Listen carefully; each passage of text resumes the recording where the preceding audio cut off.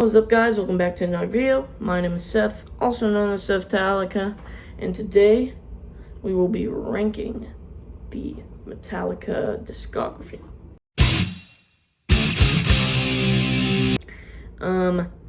Now, they have 12 studio albums they have put out over about, let me think, like 40 years, okay? And, we're going to be ranking all of them, starting with number 12 on my list.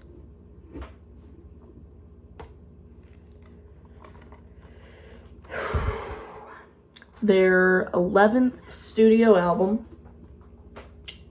Hardwired to Self-Destruct. Now, the reason this is in number 12, in the last, is because I think the first 6 songs on this album right here are wonderful, right? All of these are great songs, you know, from Hardwired to Halo on Fire. But then you get to the second half of the album, and it's just decent at best. It's mid. Now, Confusion and Spit Out the Bone are decent tracks on this part, on the second part of the album, but the rest of it, I'm just not a fan of. Never really clicked with me in the way the other albums did. But yeah. That's all I have to say about this one. Number 12. Coming in at number 11, we got their latest album, 72 Seasons. 72 Seasons, go! Came out in 2023. This was their 12th studio album. And it's just, now, it's okay. Okay, it's not my favorite.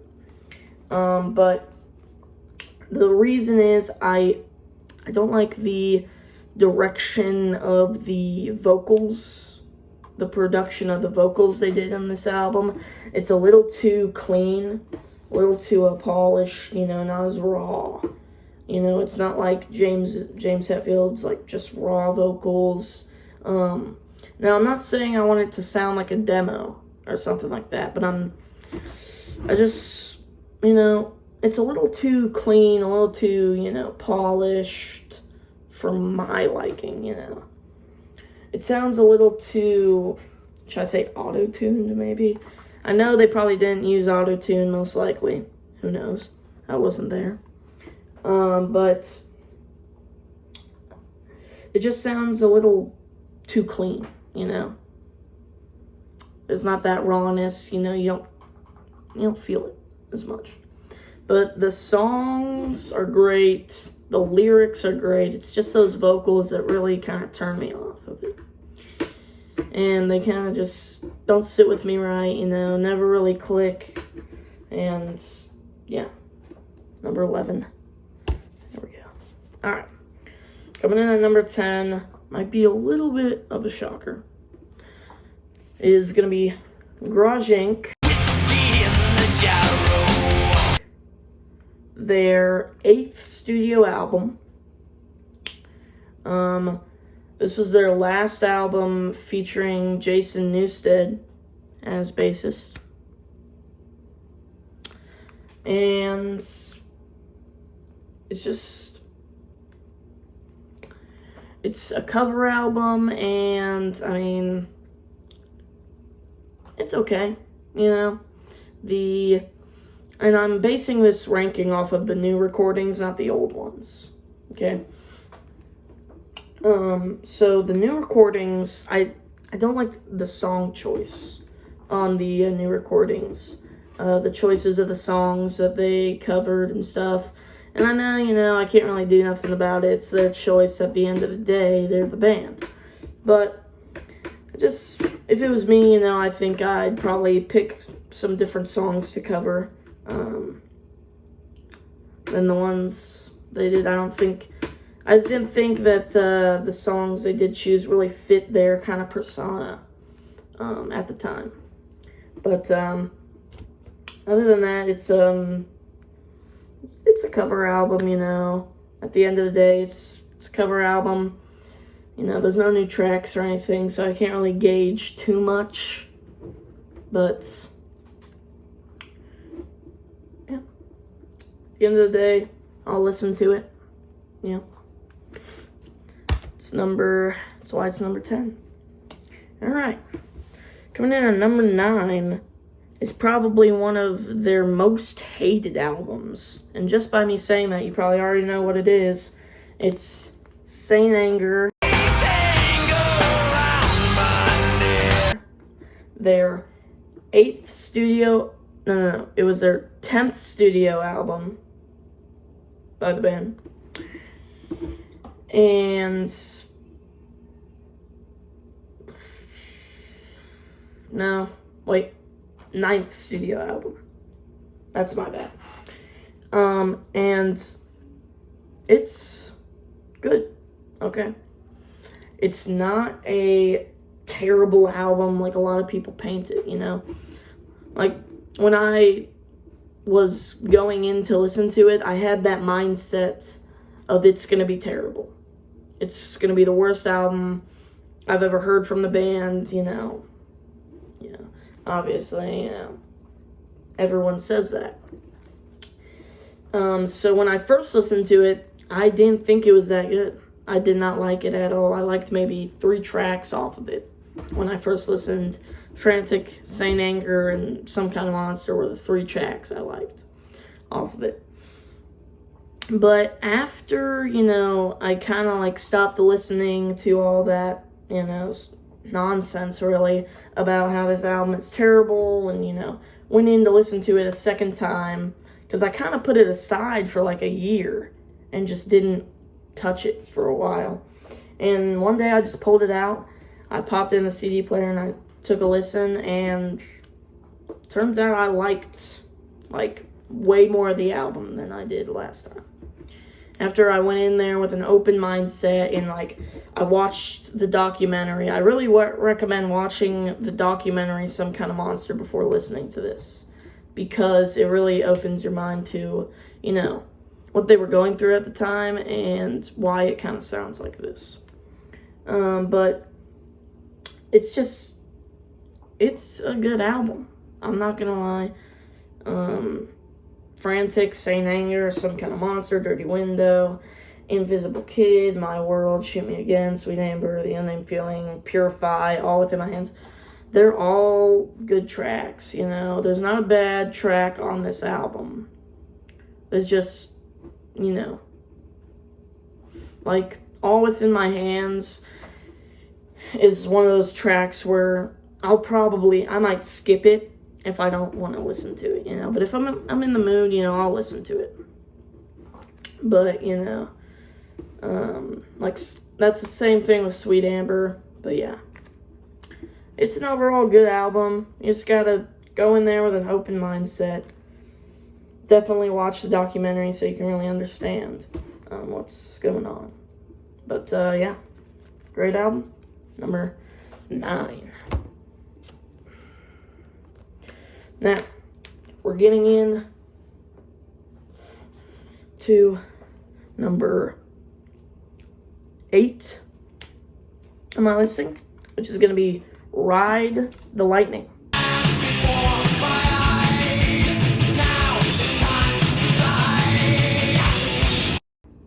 Their second studio album, produced by, I think his name was Fleming or Ramerson, something like that, I forget.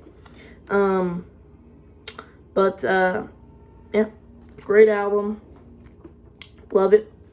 This actually used to be my favorite album, but, over time I've kind of changed my opinion on it, and I don't like it as much as I did, 2 years ago. But all the tracks, good. You know, there's not a bad track. This is another one of those albums where there's not a bad track on it. There's just tracks that aren't that good, you know, that aren't as good as maybe some other tracks from other albums or on the album. But, like, some tracks that I don't really like are going to be the opening track, Fight Fire with Fire, and probably the Call of Cthulhu. Like, the only two tracks that I don't like as much as maybe the other ones. But the other ones, like Trapped Under Ice, Escape, surprisingly, Metallica themselves hates Escape, but all the fans, they love it. They love that one. I like it. It's like a kind of like a power ballad kind of feel to it. Creeping Death, love that one. Fade to Black, their first ballad they ever made. Trapped Under Ice, From the Bell Tolls, you know, Ride the Lightning, all that stuff. It's wonderful. But yeah, number 8, Ride the Lightning. All right, coming in at number 7, we got Load.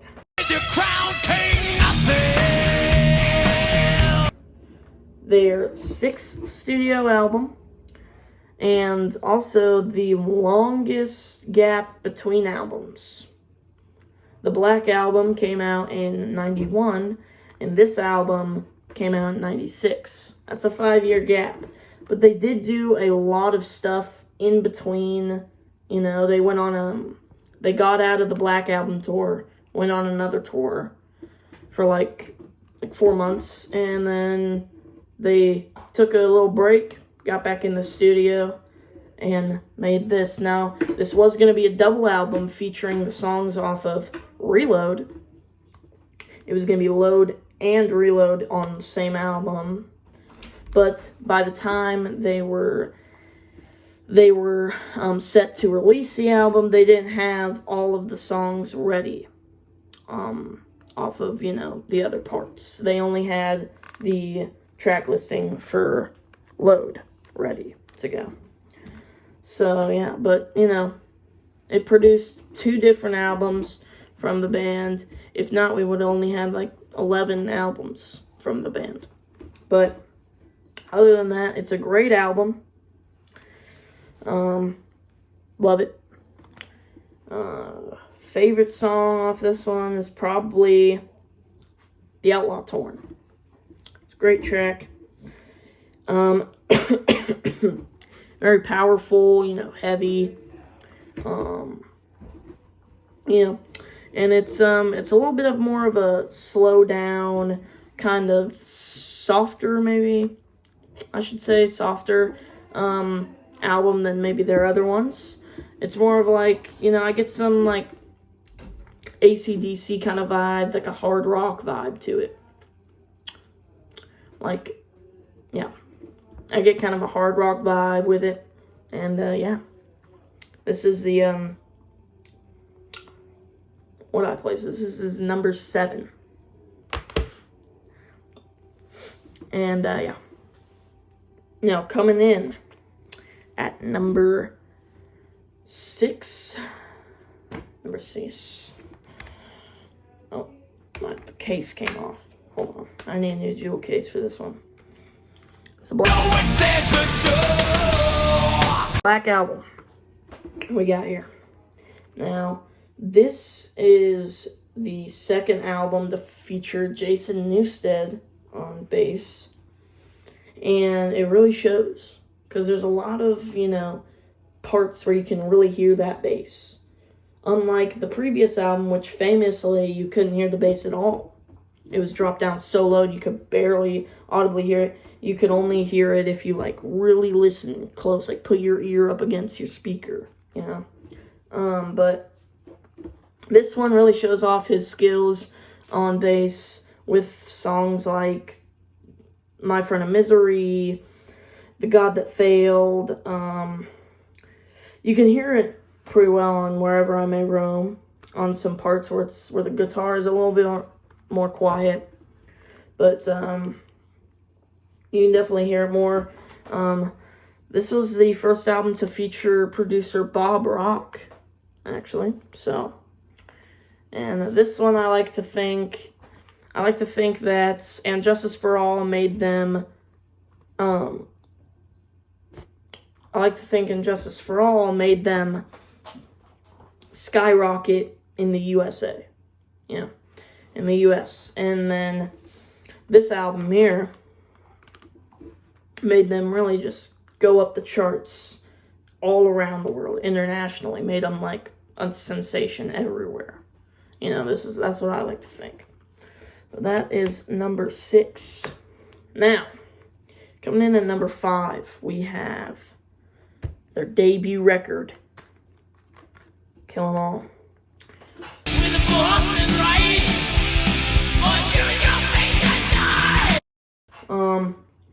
All the songs on here, wonderful. Yeah. This is, you know, one of their less, deeper albums. You know, later in their career, they get into more, like, deeper topics in their lyrics. But for this album, it's more of just, you know, fun kind of stuff. Kind of like fantasy stuff, like the 4 Horsemen of the Apocalypse. That's what the 4 Horsemen's about.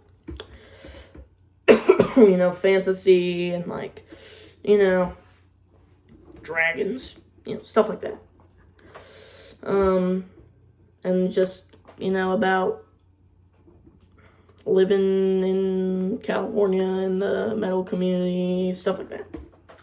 But a little more, it's probably one of their faster albums, you know. But, yeah, it's a great album. That's why it's number 5. Now, we're getting into the top 3 after this one right here, which is number 4. Coming in, number 4. We have Death Magnetic. I blind my eyes and try and force it all into place. Y'all been waiting for it. Now, this was supposedly their return to thrash and the first record to feature new bassist Robert Trujillo.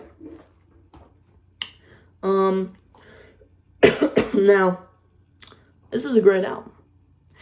Me personally, for some reason, I can't hear the bass on this one a lot. I can hear it more than on In Justice for All, but for this, for a lot of the albums with Rob Trujillo, for me personally, I can't really hear the bass too much. I'll say that. I cannot hear it. I can't hear it on Stain Anger, which Bob Rock played bass on that one, but yeah. But this one is very good. I love this album. You know, Cyanide, freaking All Nightmare Long, Broken Being Scarred. I mean, every track on this is a number 1 hit in my mind. And, you know, there's not much I can say about this album other than it's just a great album. Love it to death. Listen to it front to back. You know, Suicide and Redemption's probably one of their best instrumentals they put out. So, yeah. I mean, number 4. Death Magnetic. Alright. Now we're getting into the top 3 albums of all time. Now, this might spark a little bit of controversy here on YouTube in the metal community, or Metallica community more. But coming in at number 3, in my opinion, is going to be Reload.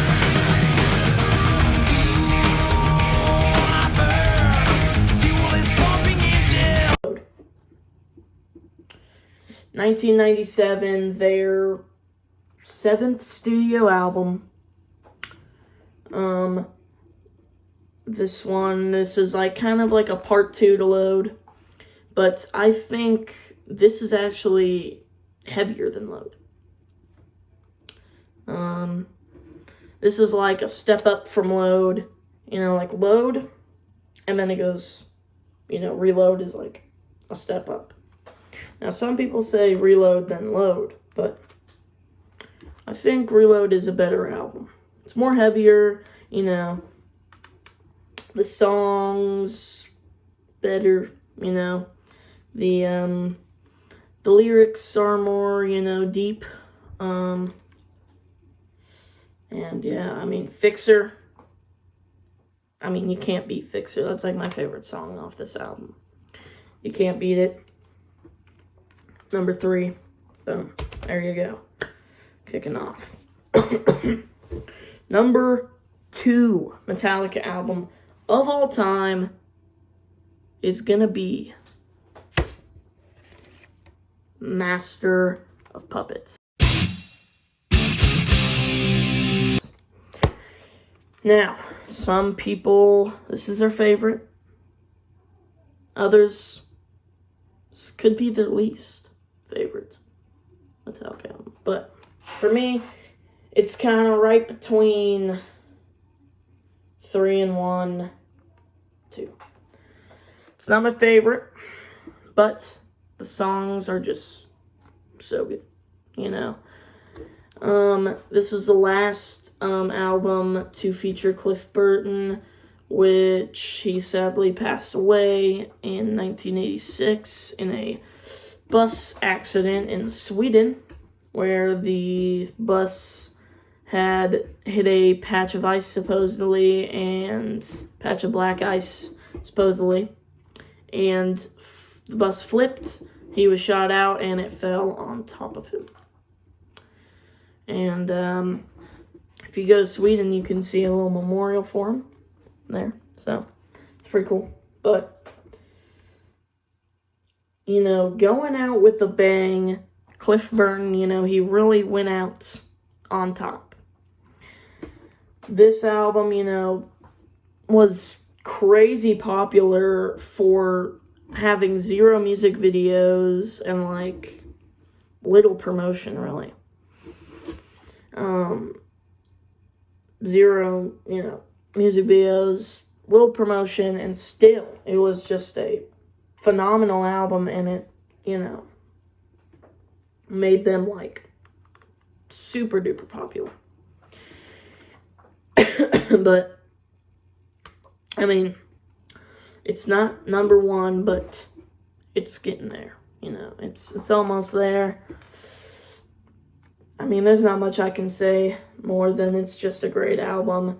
It's crazy how good it did with no music videos or anything like that, but yeah. There we go, number 2. Now, coming in at number 1, which you guys might know already, based on which one I haven't showed yet, it's going to be And Justice for All.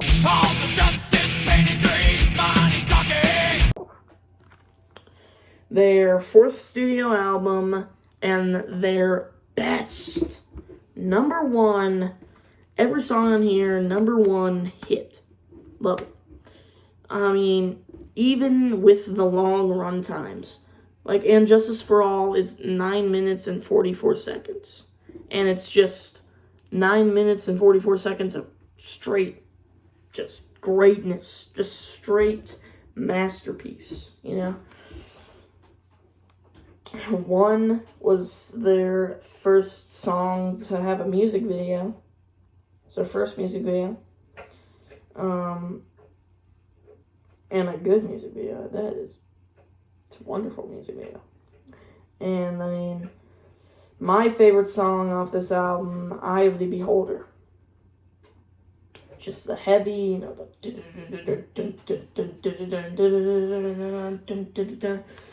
kind of slowly fades in and then punches you in the face. And first album to feature Jason Newsted on bass. Famously, you can't hear it. Now, me being a bassist, I play the bass. I shouldn't like it because I can't hear the bass, but I just love it. I don't know why.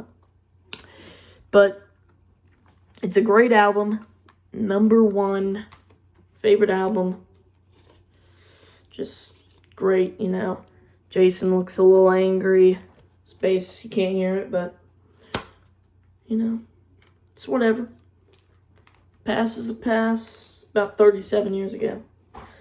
So, that is my ranking, just for all number 1. It's my ranking there. And, hope you guys have a wonderful night, and keep rocking, and peace.